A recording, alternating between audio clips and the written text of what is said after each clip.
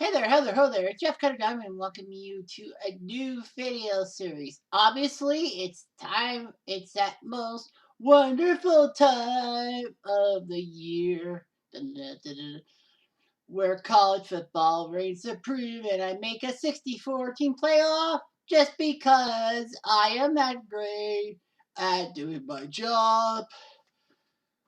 There'll be Tigers and there'll be Buckeyes and maybe some Cowboys too. There'll be stories of ghosts telling the glories of colleges long ago. It is that time of year once again. Who it will be the champion of the game of NCAA Football 11 because it's the 2020-21 championship. Yep, it's that time of year, December, when I usually put up the end of year tournament that I do. So, how do you qualify? Well, it's a lot different this year because of COVID and all that. So, basically, what I was originally going to do, was I have Football Rankulator on my PC. I was going to simulate every game using NCAA Football 11 and basically just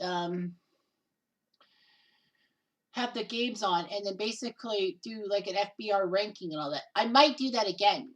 I might do that, but that's probably not going to happen. As far as I know. But like, whatever. I don't really care. So basically, that was the plan. But, strange as it sounds, my Soapies actually sold the college football magazine. Now you'll be wondering, hang on, is that size? No, because every time a team qualifies or is knocked out, I rip the page out and all that. So basically, thanks to having the Avalon Sports College Football thing, I could see the original schedules before COVID happened and then basically did it from there. Now, as everyone knows, the NCAA, like a lot of the conferences still were playing, and Notre Dame moved to the ACC for this year for football. So they would be facing the best like Clemson or Miami and all that. But here's the thing.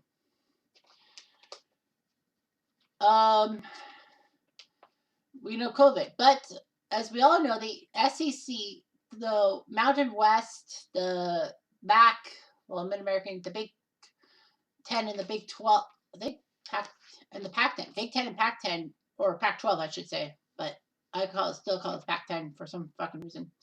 Anyway, so they decided to say, oh, well, we're not going to have spring, we're going to have it in the spring, like have the stuff. So basically, I went with every team. I still did the matchups for every year, like for every week, as is in real life. If like Clemson took on like Duke and all that, I would look at the Clemson one in the schedule and put the check or X and all that. There were times that teams faced other opponents that were not part of the schedule in the Athlon. So I basically thought, okay, well, what's the equivalent, like an IAA team or whatever? And then I tried to check an X and all that. But there was an issue at foot because, as everyone knows, that at best you play 12 games. And I always add a 13th game in with everyone in, so that like on their bye weeks, so that you win 7 out of you go 7-6, you qualify for the tournament instead of being 6-6 and being in what we call purgatory. So basically, I was simming the 4 leagues: the Mountain West, the Pac-10, the Big 10, Pac-12. Sorry, the Big 10 and the Big 12. Did I do Big 12? Big 10, Mountain, and no, the MAC. So I basically simmed using NCAA 11 and then tried to make sure everything happened. I know that they came back and did it in October, but I'm like, well, that's a shortened season. What am I going to do? I am probably going to buy. Let's see. I think, yeah, I know next weekend will be the 19th will be conference championships. I think on December 21st, I'm going to take a screenshot of the standings and then basically find out who should be in which tournament. I might do a second tournament coming up later on, early in 2021, but like a spring tournament or something like that. because using my simming things and college football magazines, some teams might not. Some teams, if I left it like with realistic stats, they would be in the tournament, whereas you know my simming would fuck them over, all that. So anyway, so as usual, so what I did was for every conference, and let's just give an example. I will go through this conference by conference. So if you can look at the ACC preview and all that, the 14 schools. Of course, Notre Dame was not in this because they were not part of the ACC plans at the time. So what happens is that when you look at it, they would give you the conference, they would give you the team and the projected record. Clemson being 13-0 and 8-0 in the ACC. So what I did was thinking, how do I get to 64 teams? Now, obviously, Empire State and Canada State, Canada State's my team and Empire State's my Blue Shirt Underground team automatically qualify for the tournament.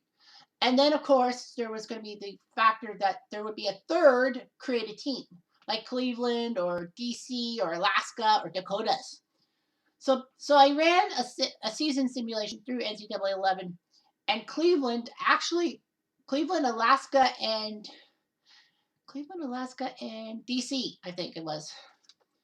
No, it was Cleveland, Alaska, and Dakotas. And Dakota State, basically, they were in a bowl game, but because Cleveland lost, they all lost. But because Cleveland lost by the smallest margin, Cleveland, for the first time ever, gets into my tournament with Empire State and Kansas State. I did a two-legged football thing, and we came out on top, just barely. So we're a 7 seed, whereas Empire State's a 10 seed. So basically, each conference I did was basically look at their projected records.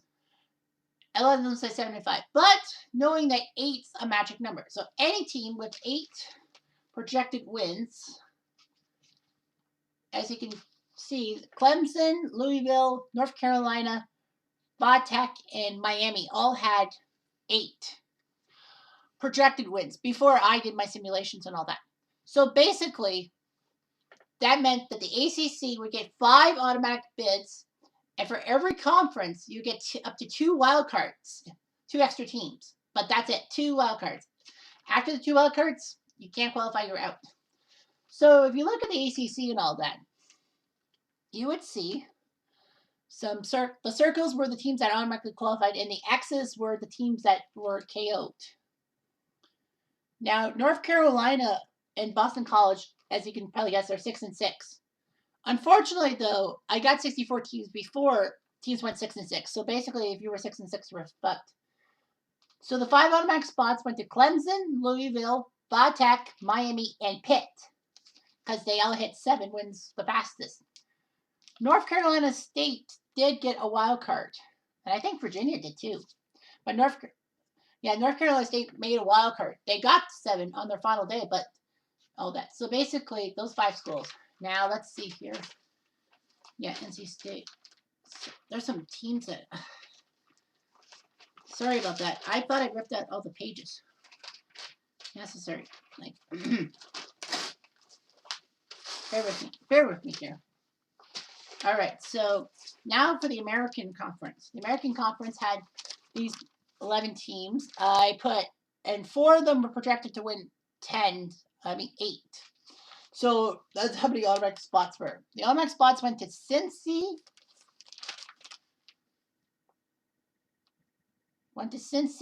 Central Florida, Houston, and Navy. So you see circles around Cincy, SMU, Houston, and Navy. Those 4 schools automatically qualified, but there were wild cards. Memphis and Tulsa got to 7 wins fast. They weren't the 4 fastest, but they got in on wild cards and all that. So basically, yeah, we're seeing that SMU was really... North Carolina was supposed to do well in one division, but they sucked.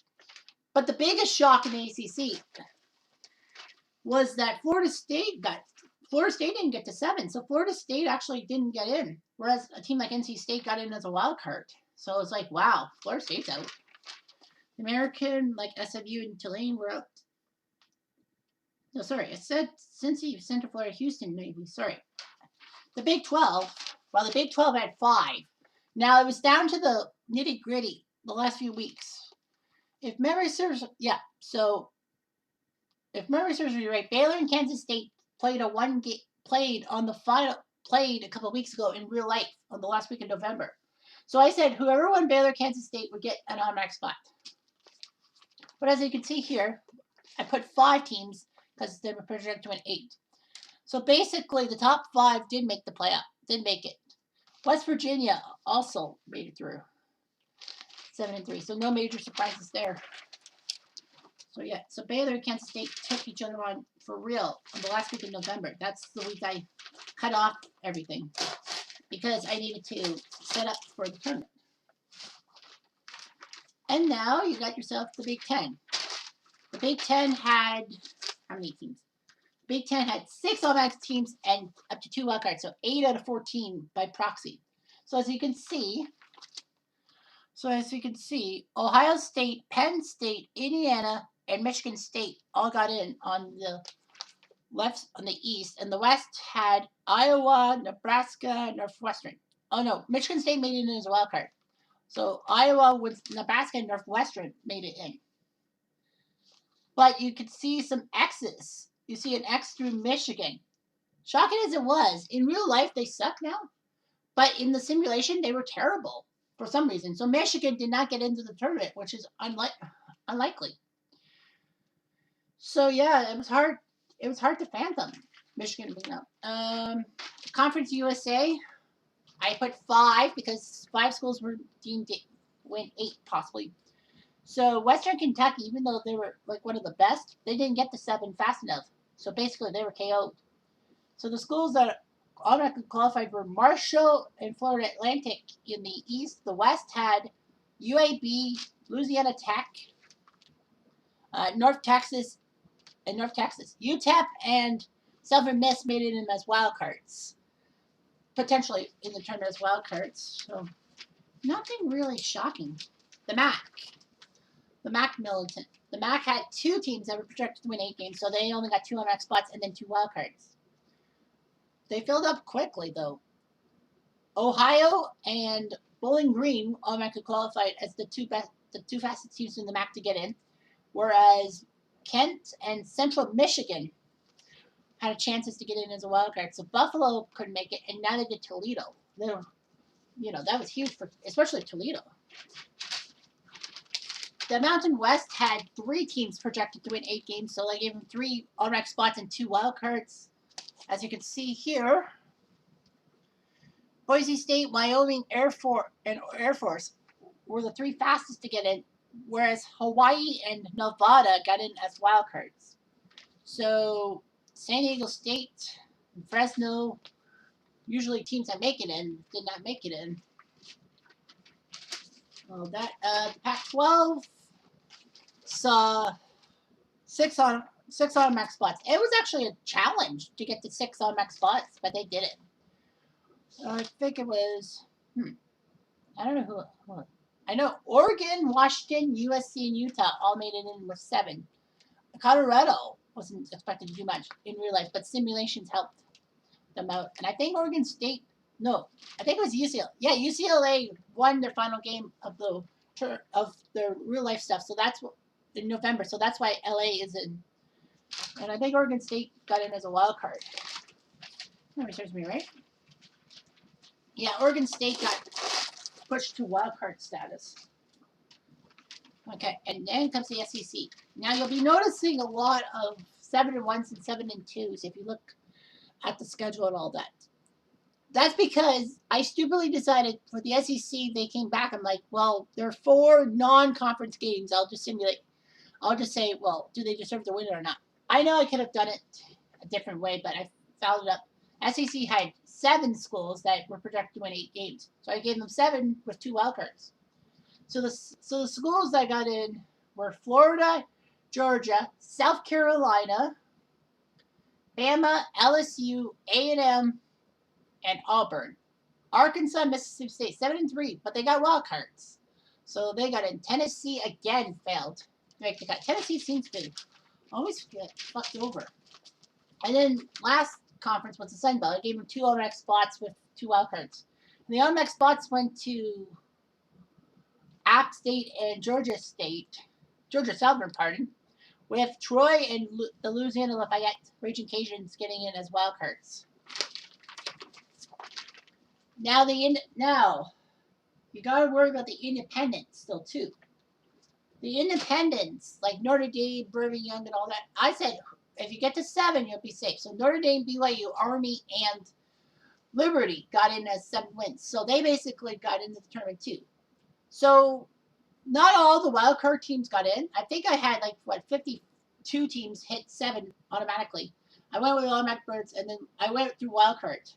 There were some teams that won 7 that didn't get in because there was the second best wild card team in their conference,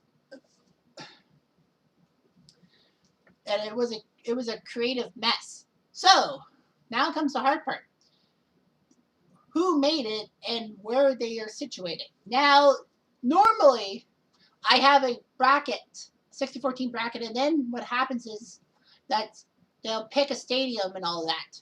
I would pick a stadium, and basically first round matchups would be at the campus, at the stadiums of one of the 2 teams, or a neutral site if both teams' stadiums were deemed to be pathetic, or at worst that the team stadium, like UCLA's, for example, is the Rose Bowl, and obviously the Rose Bowl Stadium. So they are disqualified if they host a bowl game as well. So basically put, there were big brackets and all of that. So here are the brackets. So the Sugar Bowl, how to tell you how each team made the brackets. So basically put, if the faster you get to 7 wins, like you're 7-0 and all that, and you're the best team in your conference, you get a chance. You get a chance to be number 1. And so Notre Dame, Ohio State, and Clemson all were 7-0, and were all undefeated. So they basically got in. Now the problem was that there was a couple of other schools that got to 7-0 and all that. Indiana was the biggest problem because Indiana was 7-0 technically through my simulations. But the problem was Ohio State also was 7-0, so I put OSU at number 1. So there were a lot of things. UAB and Oklahoma State also looked good. But there were 3 number. The 4th number 1 seed went to Wyoming because they ended up 7-0, which was hard. It was like, hold on, wasn't Bama 7-0? Technically, no. When I simulated Alabama versus Georgia, Georgia won. So Alabama had 1 loss, and Wyoming had none. So Wyoming got a chance to be the 1 seed. They were the best of the 3 other schools that were 7-0. So I decided to go with Wyoming as the 1 seed. I know it's controversial in a sense. It's like Cincy a couple years ago, but yeah. Okay, so basically the best team.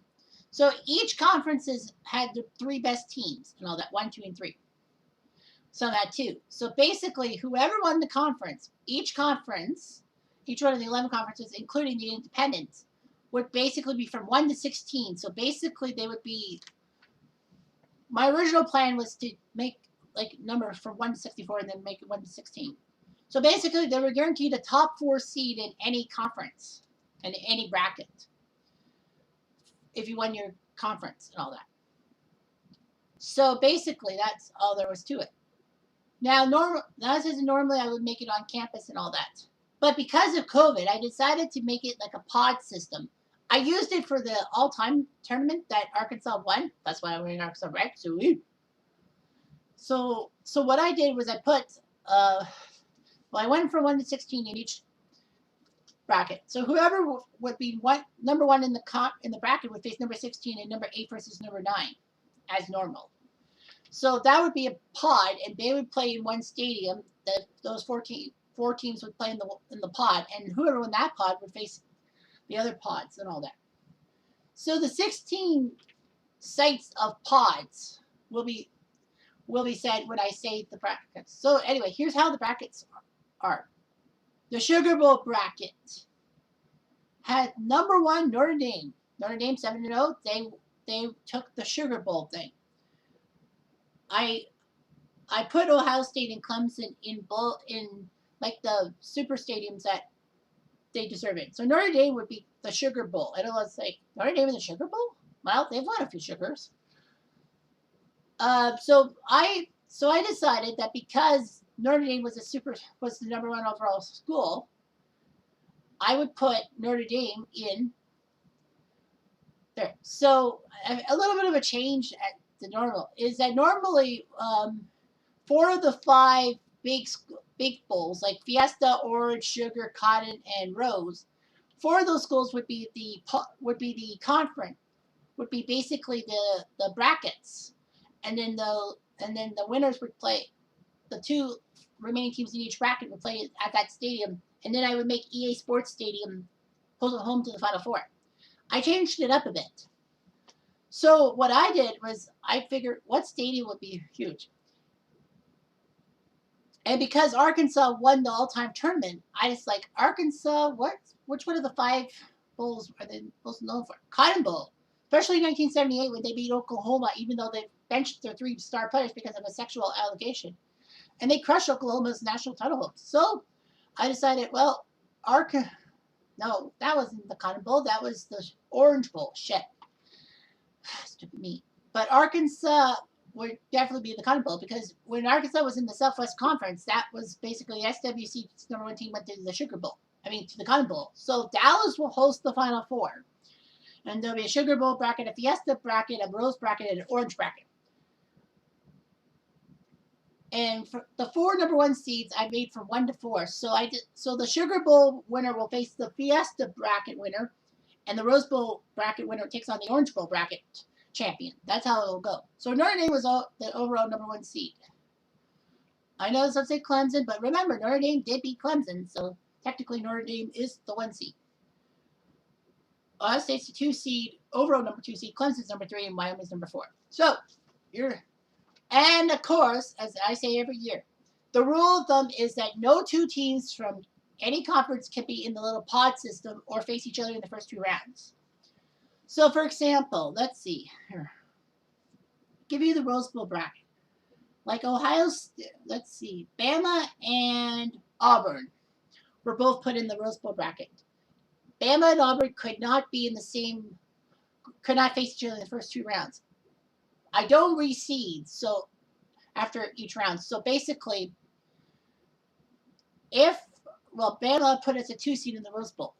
I could not have Auburn in the 7, 10, or 15 slot because they would probably face each other. I know law would probably say that they probably would not face each other, but I didn't want to take that chance. So they would have been in different groups and all that. I tried my best. I think I was perfect. I think I didn't fuck up this time. When I did the all-time tournament, I just basically said, forget it. I'm not going to worry about conferences and affiliations and all that. They can face each other the first 3 rounds, no problemo. So anyway, the Sugar Bowl bracket was this. The #1 overall seed was Notre Dame. And the tea leaves say that Notre Dame Stadium would host their little pod. So #1 Notre Dame will take on #16. That'd be Memphis, who somehow pulled up a wild card spot. The 8th seed ended up being Nebraska from the Big Ten. And the 9th seed ended up being South Carolina from the SEC. So that means that Notre Dame, Memphis, and South Carolina, Nebraska will face each other, will play at Notre Dame Stadium. And those 2 winners would face each other in a final game at Notre Dame. And then the winner of that will go straight to the Sugar Bowl. Because the Sugar bracket, each one of the 4 brackets, Sugar, Fiesta, Rose, and Orange, the 4 winners of the mini pods would go to that stadium and play. Normally it's just 1 game, but they'll play 2. So, the 4 seed ended up being the Ohio Bobcats. I think they were the best team in the MAC, but of course, because of that, they automatically got a top 4 spot. So Ohio ended up facing Penn State, the 13th seed, who won their final game in November to actually knock Wisconsin off and into a wildcard spot, which Wisconsin failed to get in. So Penn State faces Ohio. The 12th seed ended up being Oregon, and the tea leaves had Oregon hosting the little pod. So there'll be 3 games at Oregon, at University of Oregon. And the 5 seed was Virginia Tech of the ACC, by the way. So whoever comes out of the Notre Dame and the Oregon brackets. 1 versus 4, they'll face each other. No reseeding. So basically, you could have Notre Dame against Penn State, or Notre Dame versus Oregon, or Virginia Tech. How the ball will roll. The 2 seed ended up being Indiana of the Big Ten. They take on number 15, Mississippi State of the SEC, who got in as a wild card. Now, these games will be played at Detroit's Ford Field, home to the Motor City Bowl, because that was randomly picked. The 7 seed was Bowling Green from the MAC, and the 10 seed ended up being Empire State, the independent, because they lost the 7-10 matchup. They were a 10 seed, and Bowling Green, okay? The 14-3, 11-6 matchups in the Sugar Bowl bracket come to the University of Georgia, and Georgia got the number 3 seed. The defending champions in this tournament, remember, Georgia beat Auburn last year in the final. They'll take on number 14, Nevada. That's a huge matchup. The 11-6 matchup. Number 11 ended up being Pitt from the ACC. The 6th seed was from Conference USA, Louisiana Tech. All right, so that's their Motor City winner take on the Georgia winner. Now onto the Fiesta bracket. The 1 seed from that was Wyoming, who ended up being the number 4 overall seed. So Wyoming will face Louisiana Lafayette, the wildcard team from the Sun Bowl. It was randomly selected in the Las Vegas Bowl. Las Vegas will host the Little Pod, 16-1-9-8. The 9th seed ended up being Florida of the SEC. I know that they're better in real life, but based on simulations and all that, they ended up being the 9th seed. The 8th seed is Brigham Young from the Mountain West. So so Florida takes on BYU, Lafayette, and Wyoming. Now the winner of that bracket takes on the University of Washington pod, as Washington was selected. They were the 5 seed out of the Pac-12, taking on number 12, North Texas from Conference USA. The 13-4 matchup. 13 ended up being Arkansas. Well, they weren't lucky this time in real life, because they'll end up 13 seed. They take on number 4, Oklahoma for the Big 12. That's huge. Arkansas chances to win both the all-time tournament and the non-all-time tournament, the 2020 tournament, are not going to happen, I feel. As an Arkansas guy, I'm like, man, I'll take this all-time tournament. Okay, so then the 15-2 and 10 versus 7 in the Fiesta bracket will play at the Papa John's Bowl in Birmingham. Well, UAB would be there. So UAB number 2 will take on number 15, Kent State from the MAC. Big one for Kent. The 10-7 matchup, number 10 is Navy from the American, and number 7 is Liberty from the custom conferences. So I had to move Aloha State out of the rotation as custom team and put Liberty in, because Liberty is not in NCAA Football 11. And then the 14-3, 11-6, I ended up putting in Hawaii, in Honolulu. The 14th seed was the Troy Trojans of the Sun Belt. The 3 seed is Miami of the ACC. Number 11 is Florida Atlantic from the Conference USA, I think. Yeah. And number 6 is Cincy from the ACC. No, the American, pardon. The American Conference. So that's that. I talked about that. All right. So now it's time for the Rose Bowl bracket. The one seed in the Rose Bowl bracket was Ohio State. Well, I put them there obviously because, Rose Bowl is Big Ten versus Pac-10. But Ohio State, they get to host their mini pod against number 16 NC State, who got in luckily. The 9-8 matchup is Auburn versus West Virginia. Auburn, the defending runners-up, were the 9th seed. The 8th seed was West Virginia of the Big 12. And the winner of that little bracket takes on the Baylor bracket. Baylor, even though they're the 13th seed, gets to host the games at Baylor University. And they ended up facing number 4, or Houston of the Americans. So Baylor and Houston face each other. The 12-5 matchup is Colorado versus Marshall. Colorado of the Pac-10 against Marshall of Conference USA. 12 versus 5. The number 2 seed in the Rose Bowl bracket ended up being Alabama. They'll be playing at the Peach Bowl, a.k.a. Atlanta, Georgia, the Georgia Dome. They take on number 15, Hawaii. So the Warriors have to go to Atlanta and play. The 10-7 matchup was made as Army versus Georgia Southern. Now, Georgia Southern is in the game, actually. They're an IAA team in NCAA 11, but they're in the game, so I didn't have to do some team building. So Army from the independent against Georgia Southern. And the 3 seed was USC. So USC got to be the 3 seed, and they get to host their little pod. They take on number 14 Central Michigan, and the winner of that game takes on the winner of the 11-6 matchup. 11 being Louisville from the American, and the 6 seed Air Force from the Mountain West.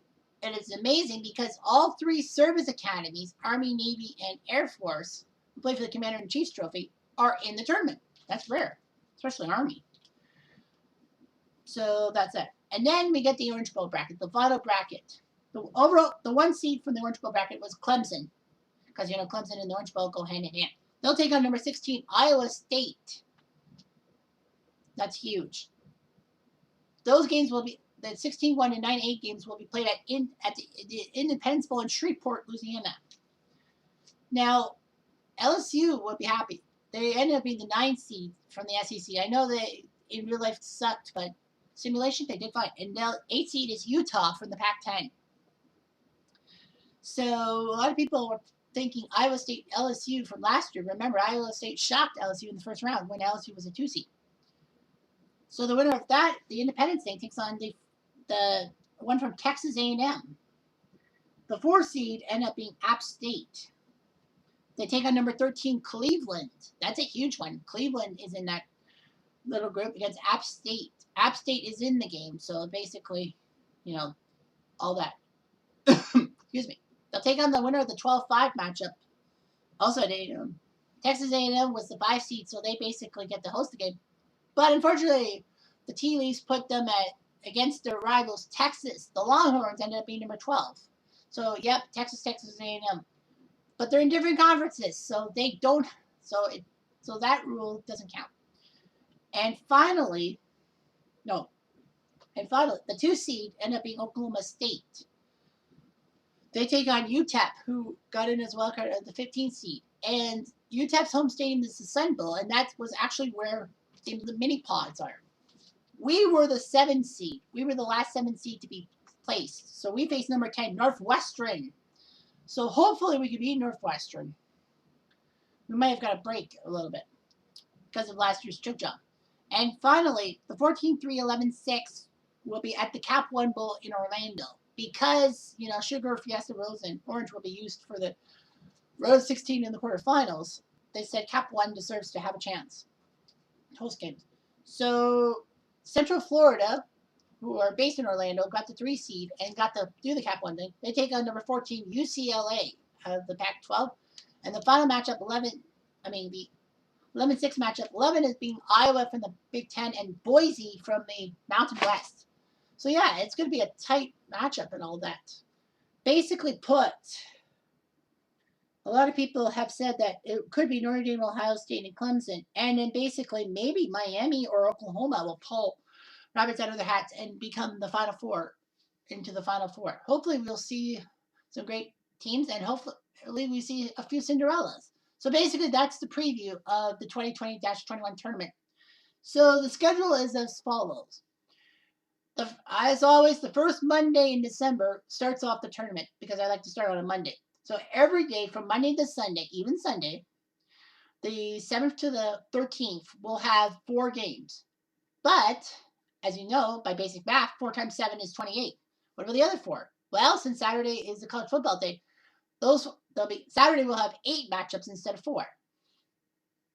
So basically put, I did make a few slight alterations and all that to the schedule and all that. I tried my best to accommodate the 1 seeds on a Saturday if necessary, but I didn't get that far. So what I did for round 2, the round of 32, which will be from Wednesday, December 16th to Saturday, December 19th, was I basically put each pod will finish off. For example, the Orange Bowl, the Cap One, the Sun Bowl, the Independence Bowl, and Texas A&M Stadium are part of the Orange Bowl bracket, right? So what I did was I basically put those 4 matchups on in one day so that the Orange Bowl Final Four will actually be held on the same day so that they basically know who they play and all that. The Orange Bowl will know which 4 teams go to the Orange Bowl and all that. Thursday the 17th will be the Rose Bowl stuff. So basically, whoever wins the Ohio State, the USC, the Peach Bowl, and the Baylor pod will be headed to Pasadena. Basically, set up that.